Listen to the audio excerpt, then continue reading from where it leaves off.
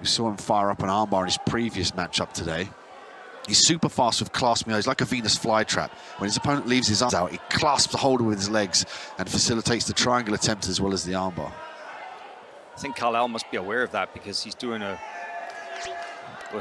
very traditional defense to the dangerous closed guard, and that is to maintain a very low posture, just to keep your elbows in nice and tight. But unusually, especially in the lighter weight classes, he's going for that old school Sao Paulo closed guard pass, which is a risky strategy, but some guys are really good at that. He's going to try and push down on the left leg of Ishiguro. He's going to try and sprawl on top of it and basically just smother his way through into a half guard to entry. But Ishiguro, I think that's a smart move there in opening up, going into this mid-range lasso guard where he can get some attacks going.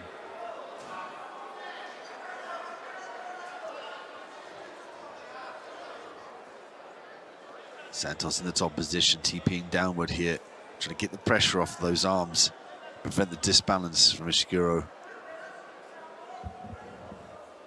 Nice strip of the grip. It's going to be a key aspect here to try and free those grips and free that right arm out of jeopardy if he wants to get past this guard.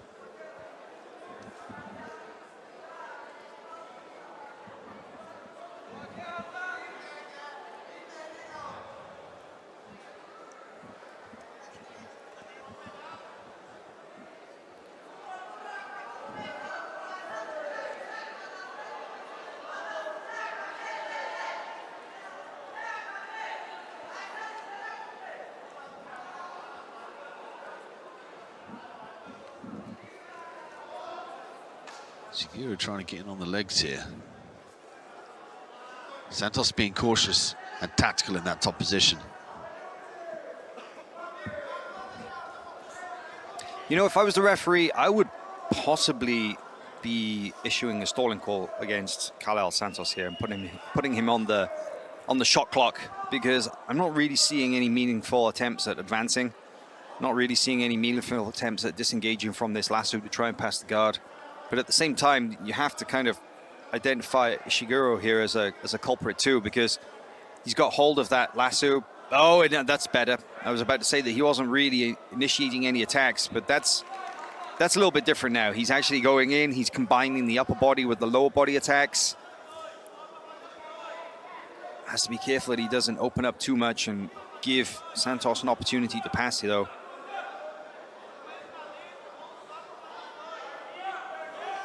Something that really was discussed a lot in the no-gi circuit was what they call the dilemma between you attack the upper body, and as your opponent focuses on those defenses, it opens up a path to the lower body, and then vice versa. You can use lower body attacks to open up a path to the upper body.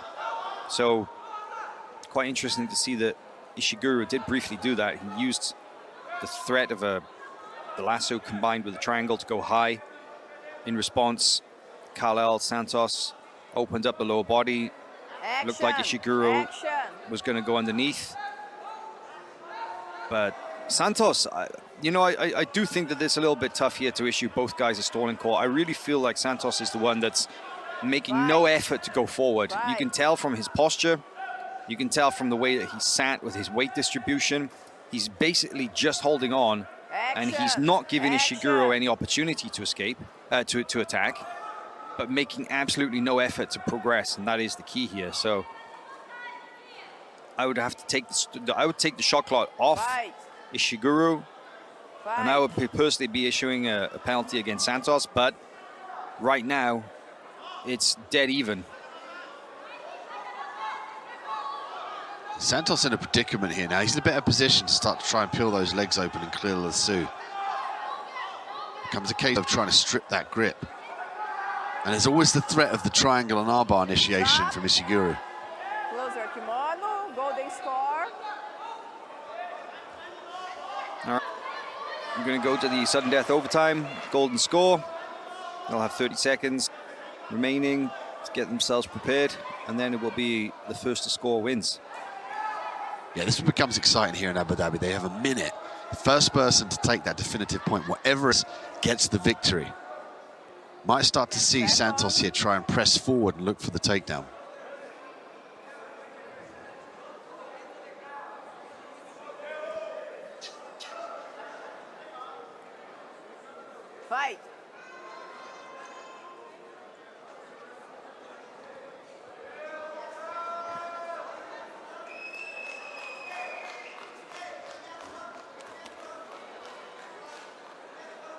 Interesting to see that Ishiguro was eager to try and enter into the guard. Santos is basically reverted back to that exact same posture that he was in the earlier regulation period.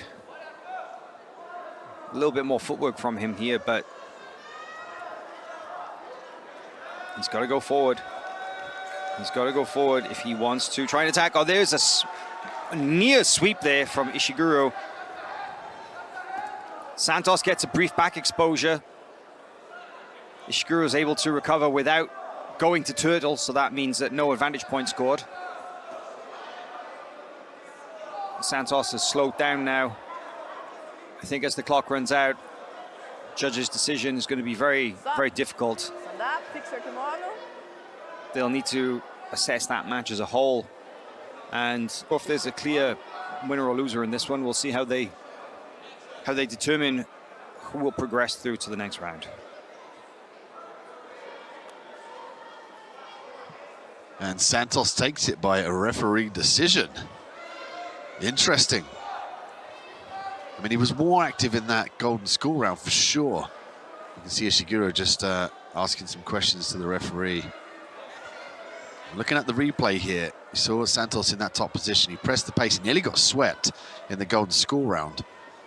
But in the first installment of the match at the regulated time, he stayed in that top position.